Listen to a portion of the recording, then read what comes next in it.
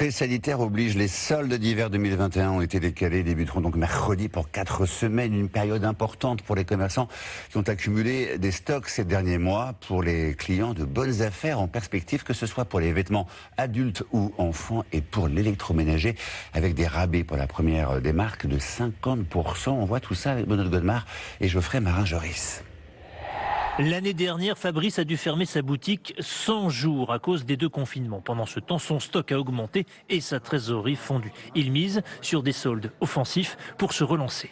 Là, ça sera à moins 30, ça sera moins 40 et pas mal d'étiquettes, comme on disait, à moins 50 d'emblée. On a encore un peu de stock et on veut d'emblée taper fort pour faire plaisir à nos clients. Moins 50% sur les pulls et les parkas, les pantalons de velours, ce qui attire ses clients en repérage. Je repère ce qui me plaît.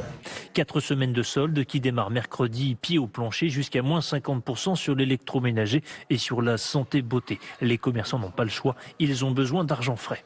Il y a fort à parier qu'on démarre dès le début des soldes avec des moins 50, voire moins 60, moins 70 pour arriver à écouler les stocks. Les commerçants sont dans une urgence pendant les périodes des soldes d'arriver à écouler leurs stocks car c'est aussi une question de survie. Des prix cassés jusqu'à un certain point. Corinne proposera mercredi un rabais de seulement 30% sur ses savons à la fleur d'oranger made in France. Ils passeront de 22 à 15,40 €. Elle vient d'ouvrir sa boutique, trop de charges. Elle ne peut pas se permettre de vendre à perte. Une baisse au moins de 20 à 30% pour pouvoir en même temps les écouler et surtout les faire connaître. Deuxième limite, le couvre-feu. Selon les commerçants, 20% du chiffre d'affaires habituel se fait entre 18h et 20h. Les soldes d'hiver s'achèveront mardi 16 février. Beaucoup espèrent que les résultats seront meilleurs que les soldes d'été à Paris. Les 3/4 des commerçants les avaient jugés décevants.